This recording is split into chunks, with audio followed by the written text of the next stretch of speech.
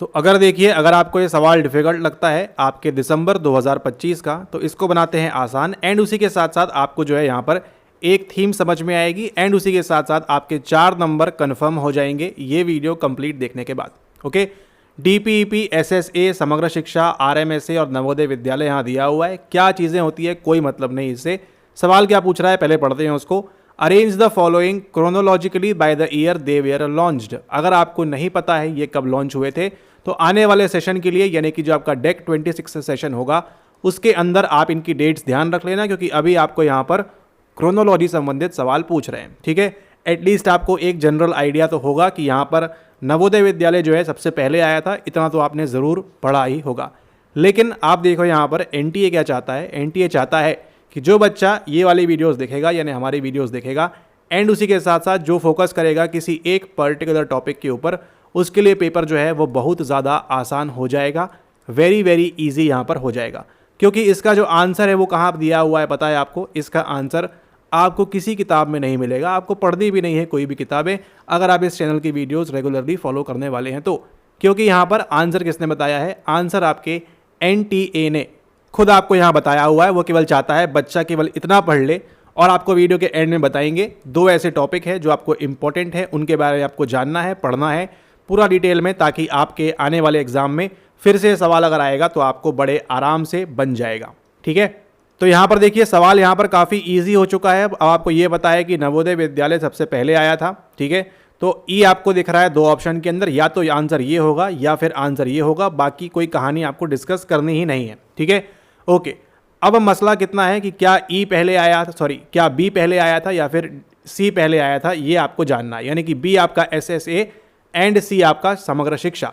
अब इसका आंसर देखिए कहाँ छुपा हुआ है। इसका आंसर छुपा हुआ है आपके इसी पेपर के अंदर। ठीक है, यहाँ पर देख लीजिए, हिंदी वालों के लिए निम्नलिखित को उन्होंने शुरू किए जाने के वर्ष के अनुसार कालक्रम से व्यवस्थित करें। डीपीईपी, एसएसए, समग्र शिक्षा, आरएमएसए और नवोदय विद्यालय। ये आपको पता है यहाँ पर नवोदय विद्यालय जो सबसे पहले आता है। 2 ऑप्शन बचते हैं, या तो आपका ऑप्शन नंबर फर्स्ट सही होगा या 3 सही होगा। 50-50% पे आप आ चुके हो, और आपका जो आंसर अभी सही होने वाला है उसके लिए कौन बोल रहा है? एनटीए खुद बोल रहा है आपको कि आप इसको जो है सही करके जाओगे। कैसे करके जाओगे? उसके लिए आपको आना है एक और सवाल के ऊपर, और वहां पर आपकी जो है पृष्ठभूमि यहाँ पर आपकी सेटअप होगी, और आपको समझ में आएगा पेपर बहुत आसान होता है अगर आपने उसको प्रॉपरली डील किया है तो। अब यहाँ पर देखिए एक और सवाल पूछा है आपसे, SSA and RMSA were closed in 2018। क्या बोला है? एसएसए और आरएमएसए वेयर क्लोज्ड इन 2018। अब आपको केवल इतना मालूम होना चाहिए कि इस सवाल का सही आंसर क्या है। ठीक है, because the World Bank stopped funding these programmes. अब ये दो जो चीज़ है आपकी यहाँ फैक्चुअल नॉलेज है, ये अगर आपको मालूम होगा कि इसका आंसर क्या रहने वाला है, तो आपके लिए जो अगला सवाल है नेक्स्ट, वो आपके लिए काफ़ी आसान हो जाता है। और उसी के हिसाब से आपके लिए जो आने वाले सेशन के अंदर 2 इंपॉर्टेंट टॉपिक्स रहने वाले हैं, वो कौन से हैं? पहला आपका यहाँ पर है एसएसए और आपका यहाँ पर है आरएमएसए। ये चीज़ें आपने दोनों अच्छे तरीके से पढ़ के जाना है, क्योंकि आपसे NTA UGC net education paper के अंदर हर बार आपका ये पीवाईक्यू थीम रिपीट होती है। और कौन कौन सी थीम रिपीट होती है उसको जानने के लिए आप जो है रेगुलरली चैनल के ऊपर अपकमिंग वीडियोस फॉलो कर सकते हैं, और आपका पेपर चुटकियों बजाते हुए निकल जाएगा, चाहे आपका वो नेट हो, चाहे आपका यहाँ पर वो जेआरएफ हो। Okay, all right. तो यहाँ पर देखिए SSA and RMSA were closed in 2018, ये बिल्कुल सही बात है, 100%, 100% आपकी ये सही बात है। Okay, because the World Bank stopped funding these programmes, ये भी सही बात है, ऐसा बोल रहा है एनटीए, ये भी सही बात है। तो यहाँ पर आंसर अगर दोनों सही है तो क्या बचता है? या तो आपका फर्स्ट सही होगा या आपका सेकेंड सही होगा। इस केस में आंसर सही क्या है? क्योंकि आपका इस कारण से ऐसा नहीं होता है। और आपको बता दें काफ़ी सारे सवाल आपको ऐसे मिलेंगे जहाँ पर ए बी कुछ भी आंसर हो सकता है, एनटीए अपने मन के मुताबिक दे सकता है। जब वो सवाल आगे आएंगे तो बताएंगे आपको, तो आपको जो है इन सवालों पे उतना लोड नहीं लेना है, केवल यहाँ से आपको जो नॉलेज गैदर हो सकती है वो आपको लेना है। सेकेंड वाला जो है इसका सही आंसर है, क्योंकि यहाँ पर दोनों स्टेटमेंट तो सही हैं, लेकिन उसी के साथ साथ ये जो है R is not the correct explanation of A. ठीक है, इसको आप यहाँ ध्यान रखें। अर्थात एसएसए और आरएमएसए फुल फॉर्म क्या होता है वो भी आपको बताएंगे इसी वीडियो में। तो अगर आप एक कंप्लीट बिगिनर हो, कुछ भी आपको नहीं आता, एजुकेशन का ई से लेकर एन तक कुछ भी नहीं आता, आपको केवल जो है प्रॉपरली फॉलो करना है।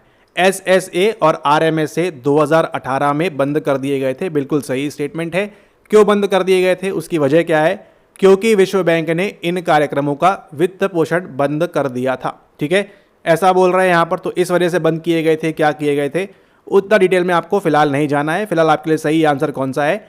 ए और आर दोनों सही है यहाँ पर, और आर जो है ए की सही व्याख्या नहीं है। केवल आपको अभी यहाँ पर इतना ध्यान रखना है। हम मूव करते हैं अगले सवाल की ओर। तो यहाँ से देखो आपके 2 नंबर बन गए। अगर अगली बार ये रिपीट होगा तो आपको यही मार्क करना है। 2018 में क्लोज होते हैं, ये बात बिल्कुल सत्य है। ठीक है, वर्ल्ड बैंक वगैरह के सवालों के बारे में बात करेंगे आगे, लेकिन यहाँ पर आपको टाइमलाइन मालूम पड़ गई है कि 2018 के अंदर 2 चीज़ें क्लोज हो जाती हैं, आपकी SSA और RMSA।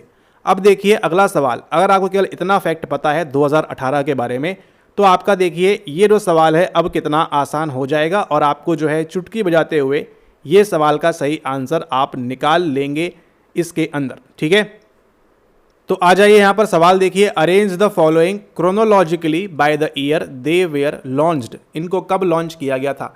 तो अब आप ये बताओ कि जब 2018 के अंदर, ठीक है, 2018 के अंदर किसी चीज़ को अगर क्लोज कर दिया गया है, तो बट ऑब्वियस सी बात है वो कुछ 1 साल, 2 साल, 3 साल, 4 साल, 50 साल पहले स्टार्ट हुई होगी। ठीक है, कब एंड हुई है आपकी? 2018 के अंदर इसको समाप्त कर दिया गया था। किसको? आपके SSA को 2018 में।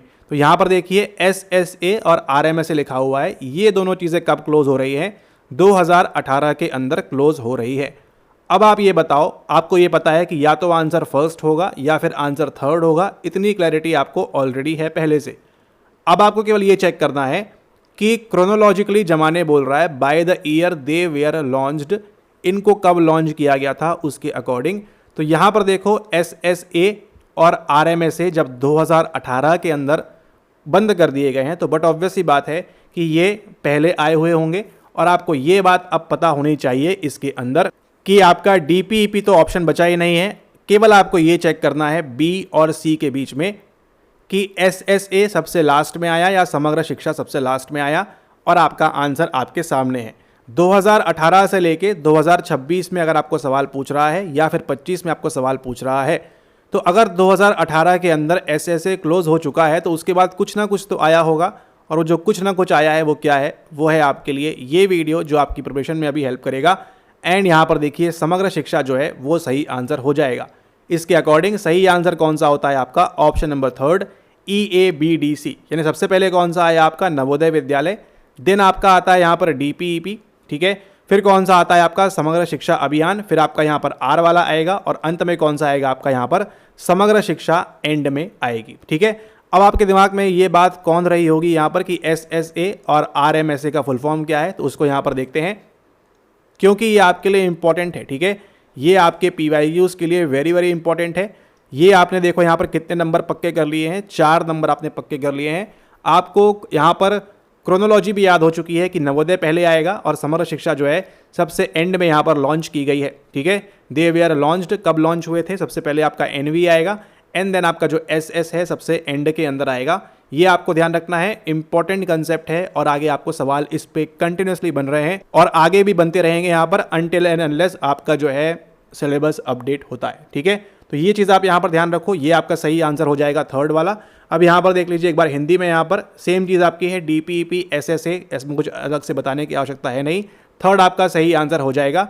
नवोदय विद्यालय सबसे पहले आता है, समग्र शिक्षा सबसे एंड में आएगा। इस चीज़ को आपने ध्यान रखना है, और ये जो क्रोनोलॉजी है ये आपको दिमाग के अंदर स्थापित करके रखना है। ये आपको ध्यान रखना है, इंपॉर्टेंट है। ठीक है, इसके फुल फॉर्म की अगर हम बात करें, SSA आता है आपका समग्र शिक्षा अभियान के लिए आता है। ठीक है, और ये जो आपका आता है दूसरा आपका RMSA, ये आता है आपका राष्ट्रीय माध्यमिक शिक्षा अभियान इसके लिए। ठीक है, तो आपका सर्व शिक्षा अभियान और राष्ट्रीय माध्यमिक शिक्षा अभियान, इन दोनों को मर्ज कराकर क्या बना दिया गया है? इन दोनों को मर्ज करके क्या बना दिया है आपका SS, यानी कि समग्र शिक्षा। तो जो आपको पता है 2018 में बंद होती है, रीज़न क्या है?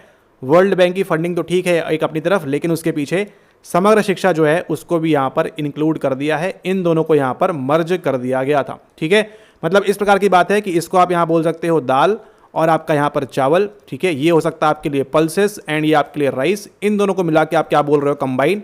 अभी यहाँ पर इसको आप भोजन बोल रहे हो, खाना बोल रहे हो, फूड बोल रहे हो, एक्सेट्रा कुछ भी बोल रहे हो। ठीक है, तो ध्यान रखना है आपको, सर्व शिक्षा अभियान आपका 2001 एंड आपका RMSA 2009।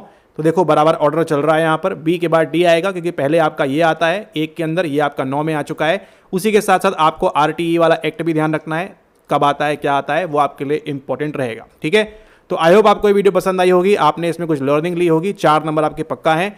नवोदय विद्यालय से कहानी स्टार्ट होगी और आज की डेट में क्या चल रहा है रिसेंट आपका यहाँ पर समग्र शिक्षा जो है 2018 में इसका इंसेप्शन यहाँ पर होता है। ठीक है, तो इन लोग क्लोज होंगे, उसके बाद आपका ये आता है, तो ये आपका आ रहा है 2018 के अंदर। ठीक है, ओके। और अभी क्या चल रहा है 2026। तो इसी प्रकार की और अमेजिंग वीडियोस के लिए आप क्या करना है उसको देख लीजिए, क्योंकि ऐसी वीडियोस जो है धमाकेदार और भी आती रहेंगी, क्योंकि यहाँ पर हम बात कर रहे हैं आपके UGC नेट एजुकेशन के लिए। ठीक है, ओके। अब यहाँ पर देखिए आने वाले सेशन के अंदर अगले वीडियो में डिस्कस करेंगे आपका, वो करेंगे हम यहाँ पर चेतना के निम्नलिखित 5 आवरणों। इसके अंदर आपको डिटेल में नहीं जाना है, पूछेगा नहीं आपसे, केवल वो आपको यही पर घुमा फिरा के पूछेगा। ठीक है, तो जो आपका इंडियन वाला पोर्शन है इसको भी हम कवर करेंगे। चेतना के निम्नलिखित 5 आवरणों को कालक्रमानुसार व्यवस्थित करना है आपको, प्राणमय, आनंदमय, अन्नमय, विज्ञानमय और मनोमय। इसका एक सिंपल सा निमोनिक है 5 अक्षरों का, वो आपको देंगे हम अगली वीडियो के अंदर।